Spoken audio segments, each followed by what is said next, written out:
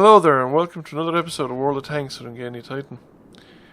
We're here on the Mountain Pass Summer map and I'm in the AMX CDC, and as part of the second weekend of March Tank Madness operations. So you can see here we're top tier. We're top tier and it's team destruction. Now anything can happen in a team destruction game. Quite frequently the teams just take off and charge straight at each other, but I'm kind of going to stay back because the AMX CDC basically needs to conserve my hit points for as long as I can.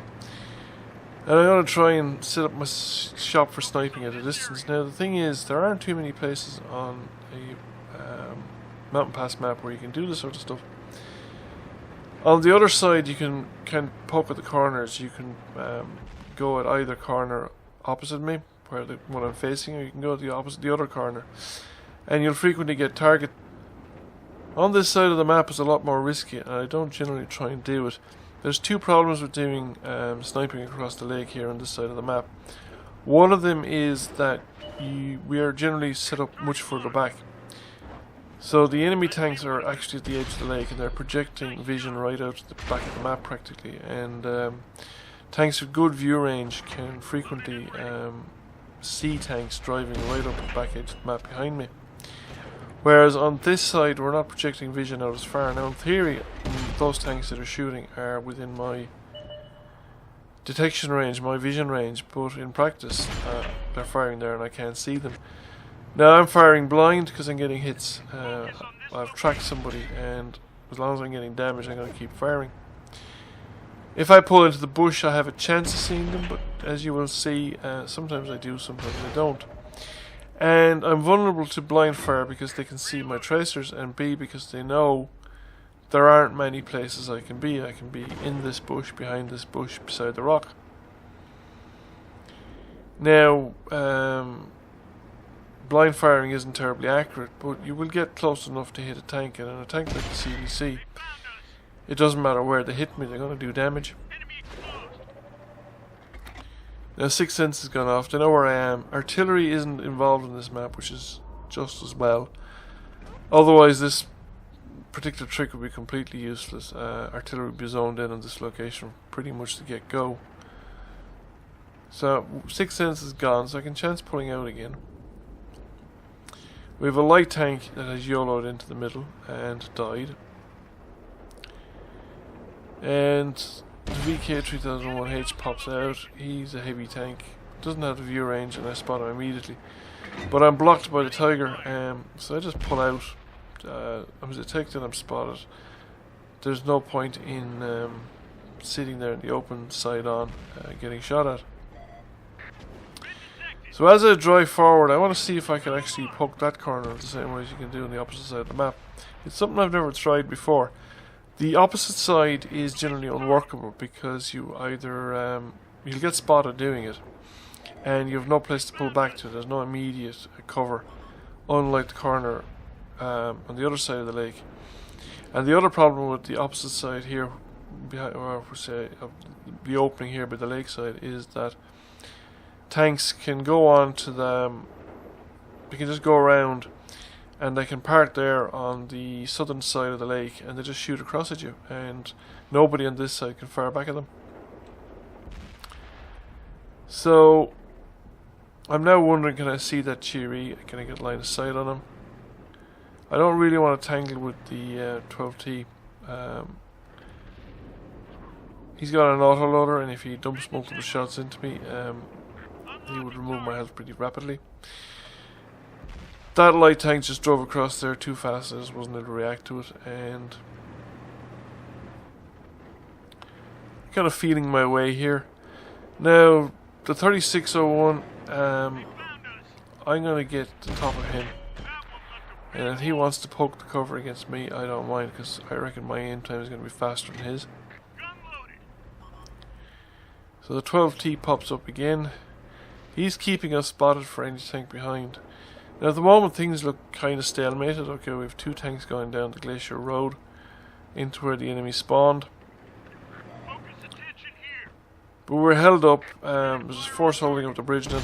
VK gives me the back of his tank. He should Should not have stopped in that location, and I finish him off. And we have an IS has joined into the fun. Now, I'm not too worried about the IS because he's will have a very long aim time. My chief concern in everything I'm doing here is the light tank. So I was thought the light tank might pop up, and I was also thought the IS might actually try and climb up. The IS won't be able to bring his gun to bear until practically the whole tank is exposed. Russian tanks notoriously lacking in gun depression. It's the price they pay for the low profile. We have the edge in tanks, but at the moment we're not making any use of it, so to speak. We're stalemated on the one line.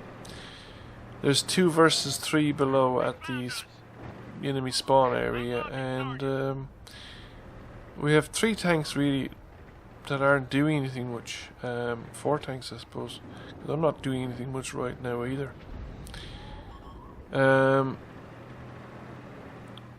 see an opportunity for a shot there. I was hoping to get a tracking shot on him, and I did damage these tracks, but it didn't work out. Now I'm being super cautious here because I'm still worried about that 12T. Where is he? Where is he gone?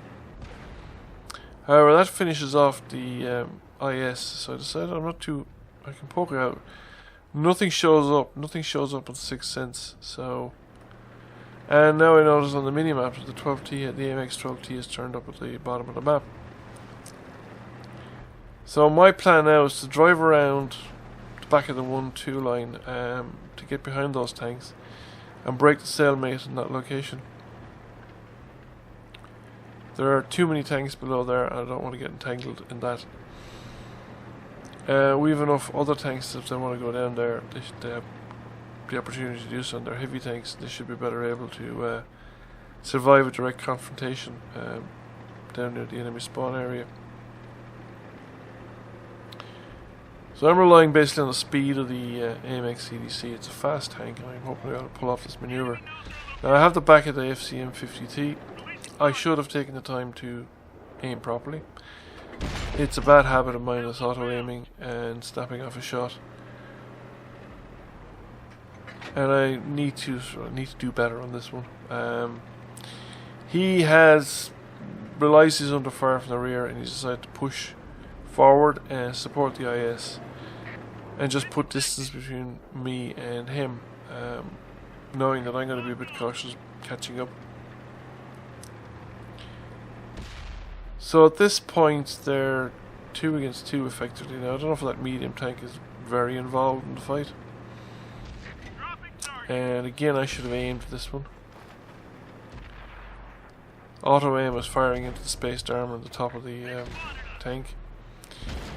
Now, I didn't object to auto aiming the second shot because I didn't want to be sitting around waiting for a shot from an IS.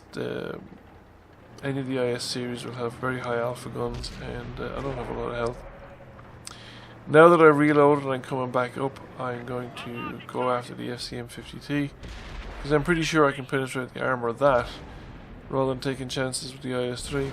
Now, he knows he's a long reload, he's fired and missed, and he tried for the ram there. He did quite a bit of damage, but I finish him off, and now it's pretty much over. I'm waiting for my reload, and the IS-3 is finished off. So that's it, game over. Didn't do too badly, 11 damage ribbons, so we'll see how we did. So, nearly 2,500 damage. Second class mastery, 367 assisted damage, which is not a lot really, but I got first by experience. So that got me all the points, and did reasonably well in that game. So thank you for watching, and I hope you enjoyed the video, and I'll catch you again soon.